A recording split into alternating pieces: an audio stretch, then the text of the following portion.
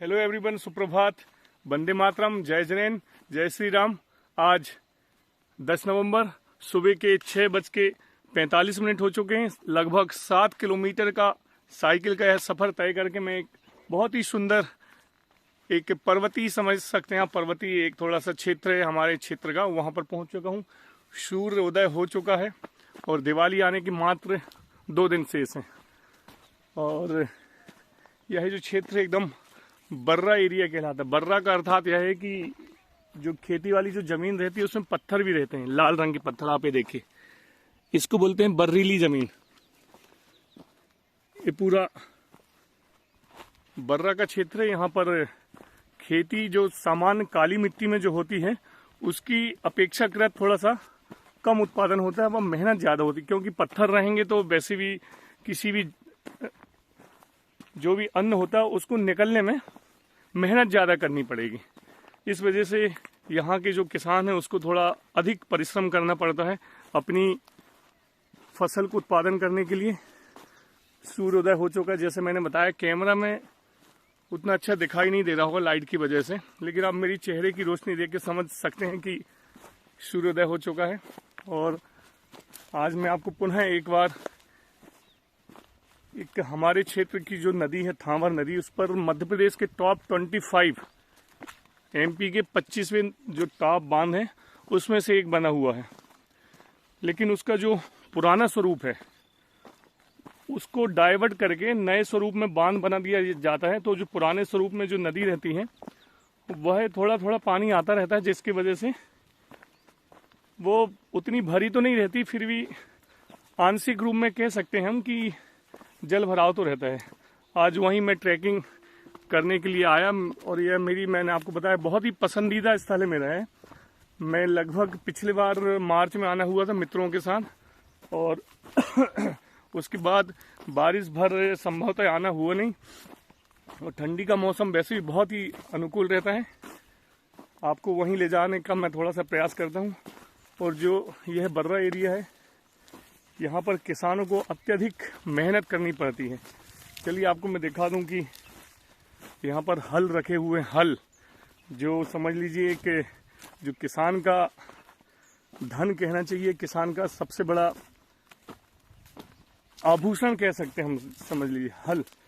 इस हल में वह देसी पद्धति से बैलों को फांदता है। आप ये देखिए, इसे हल बोलते हैं, आप लोगों ने देखा होगा जरूर। और ये जो लोहे की है, ये देखिए, इससे वह यहाँ जो फसल में जो घास या जो खेत में जो फसल के जो कण रहते हैं वह निकालने के लिए काम में आता। आप देखिए, और लगभग यहाँ 3 हल हैं, 3 हल का देखिए कितना अच्छा अर्थ है। हल मतलब किसी समस्या का हल, निदान, और यह किसान का भी हल है एक। तो इसके जो शब्द हैं जिसने भी बनाया है बहुत शक्तिशाली अर्थ है। हल वास्तव में हल है, किसानों की समस्याओं का हल, इसलिए इसका नाम हल है। और बहुत पहले हम देखते थे रामायण में बलराम जो हैं श्री कृष्ण के भाई बलदेव, वह अपने कंधे में रखते थे, उनका यह सांकेतिक चिन्ह था। यह उसी का सांकेतिक समझ लीजिए अभी तक परंपरा में चल रही है। बहुत ही उपयोगी एक, आप समझ सकते हैं कि मतलब जो स्वयं से मेहनत करने वाले हैं ना, इसमें मशीनों की ज़रूरत नहीं रहती है। इसमें बैलों को सामने फंसा दिया जाता है हल में और फिर खेती की जाती है। और सुबह का समय जैसे मैंने बताया कितना सुंदर रहता है, प्राकृतिक वातावरण, एकदम सुबह की वायु और पक्षियों का कलरव, और एक जो हवा है एकदम एनर्जी से भरी हुई। अभी देखिए, देख रहे हैं ना आपको जंगल, अभी इसके अंदर अभी चलेंगे। नीचे उतरने के बाद, कुछ सीढ़ियों के उतरने के बाद, यहाँ पर सीढ़ी नहीं है, वहाँ पर पत्थर डले हुए एकदम नेचुरल। और यहीं से जहाँ से मैं जा रहा हूँ नदी के उस पार किसान लोग खेती भी करते हैं। बहुत ही सुंदर अरण्य है। अरण्य मतलब वन जंगल, सागौन का वृक्ष। ये देखिए हमारा प्रवेश हो गया है ऐसी पगडंडी में। नीचे उतर के अभी उस थांवर नदी के मुहाने में चलते हैं, और सूर्योदय की साइन आपको भी दिख रही होगी, चमक। और यहाँ से इस ट्रैकिंग का शुभारंभ हो चुका है। बहुत ही सुंदर छोटा सा ट्रैक है। मुझे यहाँ आने में लगभग 42 मिनट का समय गया साइकिल से, और लगभग 6 या 7 किलोमीटर की साइकिलिंग मेरी आज हुई है। एकदम देखिए आप, बियाबान जंगल समझ लीजिए।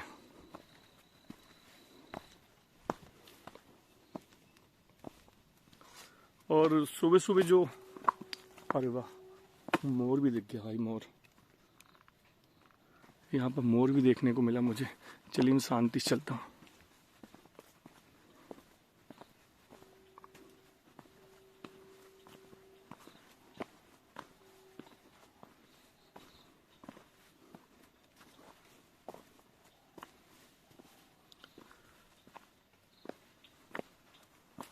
अपने क्षेत्र में मैंने आज पहली बार मोर देखा हूँ, मोर।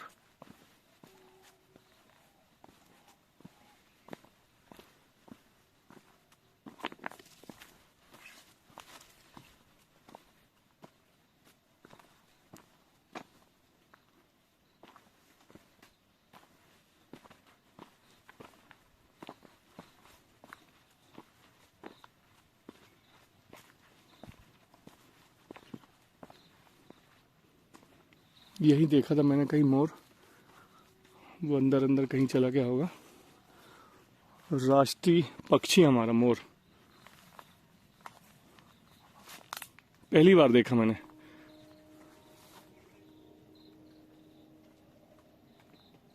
और ये सुंदर सा जंगल है।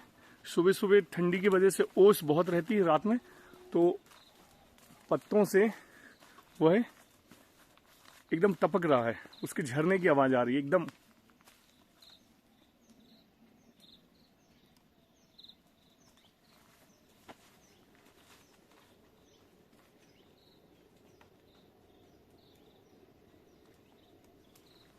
बहुत ही सुंदर पत्तों की आवाज यहाँ पर आ रही है। पत्ते में जब वो उसकी बूंदें टपक रही ऊपर से नीचे गिरने के लिए, तो पहले ऊपर पत्तों में गिरेगी फिर नीचे, तो उसका बहुत मधुर स्वर सुनाई दे रहा है। और यह रास्ता पथरीलों भरा है। और यहाँ से मैं तो शौक से आया हूँ, शौक से घूमने के लिए आया हूँ ट्रैकिंग के हिसाब से, लेकिन यहाँ से प्रतिदिन किसान हमारे इस तरफ से उस पार, मैं आपको ले चलता हूँ वह नदी दिखाने के लिए, जहाँ पर वह पुरानी नदी थी, हमारी पुरानी नदी का मुहावना था। मतलब पुरानी नदी यहाँ से जाती थी, और फिर उसके बाद बांध बनने की वजह से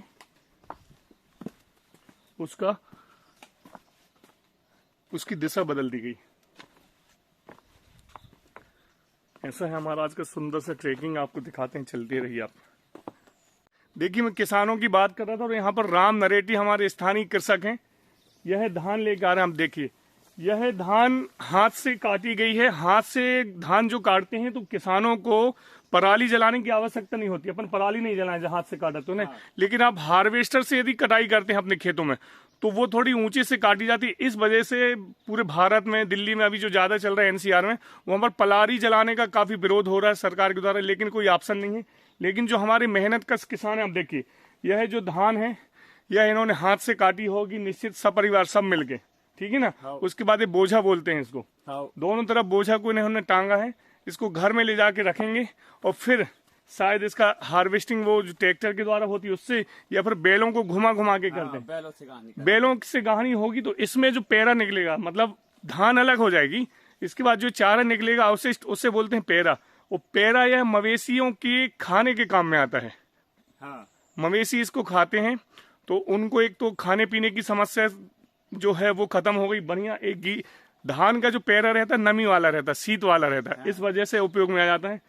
ये हम स्थानीय निवासी, क्या नाम बताया, बुधराम नरेटी भाई, देखिए सुबह से हम जब घूमने आए हैं तो अभी अपने खेत से ये पहला चक्कर होगा उनका। और इसको बोलते हैं, क्या बोला था, बोझा, इसको बोझा बोलते हैं, और कुछ जगह डबिया बोलते हैं। डबिया जैसी रखी रहती है, काट के रखे रहते हैं, उनको डबिया बोलते हैं, इसको बोझा है। तो देखिए ये आरंभ कर चुके हैं। कितनी बार जाएंगे खेत से यहाँ तक, इनकी कितनी एक्सरसाइज हो जाएगी, और कितना परिश्रम करते हैं अपने दानों के लिए। जो हम दाना खाते हैं ना, उसके लिए किसान है, यह है असली किसान है, ठीक है ना। बहुत बहुत धन्यवाद, अपना समय इन्होंने हमें दिया बताने के लिए।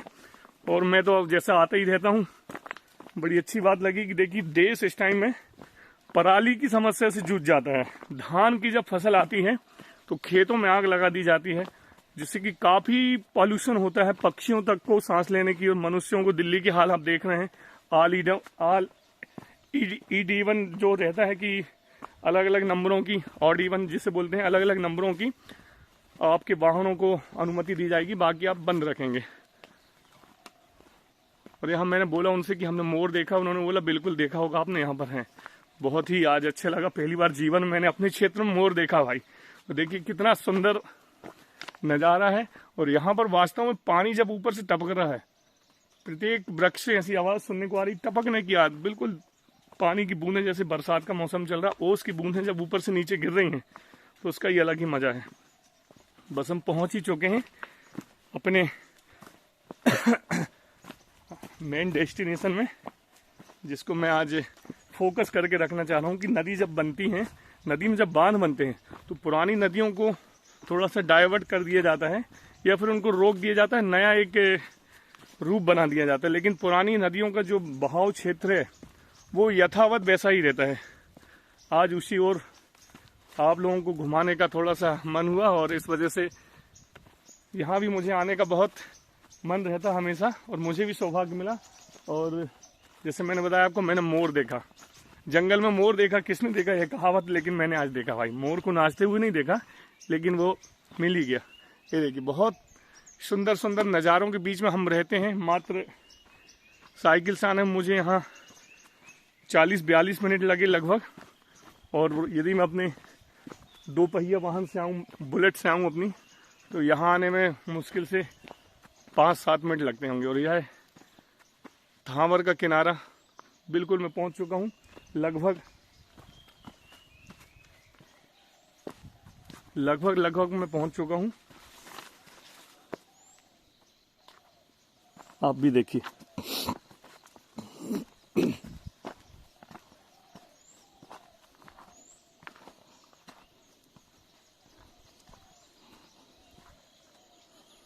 ये हमारे लिए तो शौक की बात है भाई कि हम लोग यहाँ पर मैं आ गए, शौक से हम लोग आ गए। लेकिन ये जगह जो है ना, किसानों के लिए दैनिक है। अब जिनका, ये देखिए आप, इतना पार करके मुझे जाना पड़ रहा है। चलिए कोई बात नहीं, ये तो अच्छी बात है। और ये जो पानी आप देख रहे हैं कितना साफ है, देखिए एकदम मेघालय में जो उमरगोट नदी है वैसी कंचन स्वच्छ निर्मल जल है। और ये हम थावर नदी में पहुंचोगे, यही थावर नदी है। बांध बनने के बाद इस नदी की दिशा मोड़ दी गई, और मोड़ने के कारण यह जो पुराना स्वरूप है उसमें कुछ कुछ पानी ऐसा आता ही रहता है। यह बहुत छोटा सा स्वरूप दिखाई दे रहा है आपको, एकदम छोटा सा स्वरूप, क्योंकि मेन मुहाना जो बंद हो गया और वहाँ डाइवर्ट होके दूसरी जगह में उस तरफ जाने का मन है मेरा। यहाँ पर काफ़ी कीचल है, चलिए कोई बात नहीं, चलता है इतना कीचल बीचल तो। ओए भाई ओए भाई ओए भाई, ये निकल के आ गया मैं। बड़ी सुंदर जगह भाई, रमणीक जगह एकदम। और यहाँ भी देखिए वही पशु आते हैं क्षेत्र के पूरे, और उनका निशानी गोबर स्वरूप डला हुआ पूरा एकदम। और यह थावर नदी के एकदम मध्य में मैं पहुँच चुका हूँ। इस तरफ भी जल है, इस तरफ भी जल है। आप भी देखिए, यह थावर नदी है। जब बांध नहीं बना था तो पूरा फ्लो होके पानी यहीं से जाता था, जहां मैं खड़ा हूं अभी। ये देखिए, ये भी मुहाना उसका द्वीप है, समझ सकते हैं हम, लैंड है। आजू बाजू इस तरफ पानी है, इस तरफ पानी है। और ये फिर अर्जुन की छाल का वृक्ष, गजब का वृक्ष भाई, लगभग 50-100 साल पुराना ही लग रहा है, उससे कम तो लग नहीं रहा। कोहा का झाड़ जिसे बोलते हैं, इसमें पहुंच चुका हूँ बिल्कुल नीचे। ये देखिए कोहा के झाड़ में अर्जुन की छाल, जैसे मैंने बताया, यहाँ पर सैकड़ों की संख्या में अर्जुन के वृक्ष दिखाई दे रहे हैं, अर्जुन की छाल। और ये देखिए एकदम लबालब भरा हुआ जल थावर नदी का हमारी। और ये अर्जुन का झाल, अर्जुन का झाड़, जैसे मैंने बताया आपको, ये उसके फल लगे हुए कोहा के। ये ग्रीन ग्रीन आप जो देख रहे हैं, यह भी कोहा का है। ये सब कोहा है पूरे, इसी को कोहा बोलते हैं। काफी विशाल विशाल वृक्ष हैं यहाँ पर, 40-50 फीट, 100 साल से ऊपर प्राचीन दिख रहे हैं वृक्ष। तो आज की ट्रैकिंग मुझे दिखाने का और आपको थोड़ा सा यही आज समझ लीजिए आपकी बांध बनने से पुरानी नदियों का स्वरूप बदल दिया जाता है, बदल जाएगा स्वाभाविक रूप में। और जो पुरानी नदियाँ हैं हमारी वह मरणासन स्थिति में हो जाती हैं जब उनका स्वरूप बदला जाता है। तो इस टाइप में एक छोटा सा जलाशय जैसा बन के रह जाती हैं। आप देखिए यहाँ पर कुंड जैसा कुंड नहीं है, मतलब यहाँ अत्यधिक जल राशि है। बाकी बहुत ही सुंदर जगह, वही मैं आपको दिखाया, मस्त जगह है भाई। सुबह से आना यहाँ पर एकदम एनर्जी से भर जाता है। तो आप भी अपना ध्यान रखिए, ठीक है ना। मिलते हैं अगले ब्लॉग में फिर कुछ अच्छी जानकारी, अच्छा सा संदेश लेकर। सुबह घूमने जरूर जाइए, अपना वो अपने परिवार वालों का विशेष ध्यान रखिए। आप सुरक्षित तो आपका परिवार सुरक्षित। अर्जुन की छाल के झाड़ के नीचे में खड़ा हूँ एकदम, ठीक है।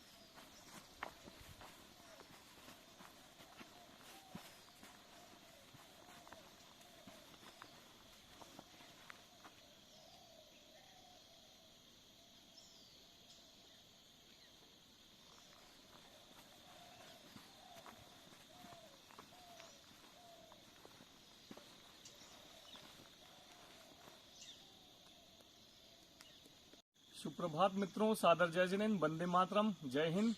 आप अपना व अपना स्वास्थ्य का ध्यान रखिए, क्योंकि कहा गया है पहला सुख निरोगी काया, दूसरा सुख पास माया, तीसरा सुख सुलक्षणा नारी, चौथा सुख पुत्र आज्ञाकारी। यह चारों सुख में सर्वश्रेष्ठ जो सुख माना गया है वह है निरोगी काया। तो निरोगी काया हमारी तभी रहेगी जब हम अपना ध्यान रखेंगे।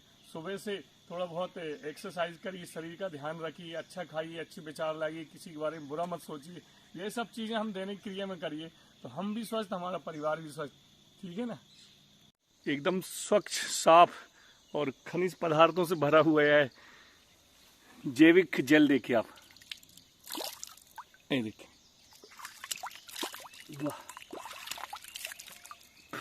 जबरदस्त ताजगी को अनुभव करा देता भाई, एकदम मजा आ गई। मस्त जगह है एकदम, अपनी तो पसंदीदा जगहों में से ऐसी जगह। प्रकृति प्रेमी हैं हम, और ऐसी जगह अपनी बाहर ज़्यादा दूर जाना नहीं होता है कभी। वैसे जाने की तो हम बहुत शौकीन हैं, लेकिन कभी जाना नहीं होता तो हम इसी जगह में घूम के सोच लेते हैं कि हम अरुणाचल, हिमाचल, उत्तरांचल, केरल या भारत के अन्य प्रसिद्ध पर्यटन स्थल में आ गए हैं। यह हमारे लिए बहुत ही वैसी जगह जैसी आम लोगों के लिए रहती है बाहर जाने का। हमको मात्र यहाँ आने में, साइकिल में आने में 1-1.5 घंटा और बाइक में आने में और कम टाइम लगेगा। ऐसा इतनी सुंदर सुंदर जगह आप देखिए, और पक्षियों की आवाज़ मैंने आपको जैसा बताता हूँ।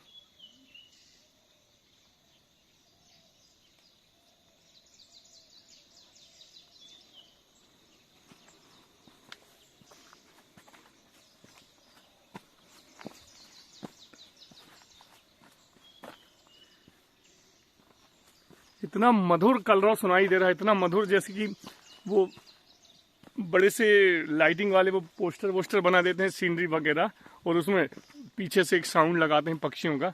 वैसे यहाँ पर नैसर्गिक रूप में वही मधुर सा कलरव पक्षियों का। कितनी सुंदर जगह है, और बहुत प्रकृति प्रेमी हैं आप तो निसंदेह रूप में प्रकृति में ही सबसे ज़्यादा सुख मानेंगे आप, जैसा मुझे पसंद आता है। ये जंगल वाह क्या हाई वायु है, कितना सब कुछ यहीं पर है, ऐसा लगता है संसार यही है। ये देखिए, ये पहला राउंड मार के हमारे किसान महोदय आ भी गए और हम वापिस होने लगे। नरेटी जी ये दूसरा राउंड मारने चले। अब काय की बोनी करो कक्का? अभी गेहूं है, चना मसूर बटरी है। गेहूं की बोनी अब मानी जाएगी। रबी की फसल के लिए तैयारी होना चालू हो गई है। यहाँ पानी का साधन ज़्यादा है तो गेहूं लगाइए, नहीं है तो मटर वगैरह जो बिना पानी वाले, कम पानी वाले ऐसे खेतों में ऐसी फसल लगाएंगे हमारे किसान महोदय। देखिए आप, मैं जा रहा हूँ फिर वापस आने लगे। कितने राउंड लग जाए खाना खाते तक?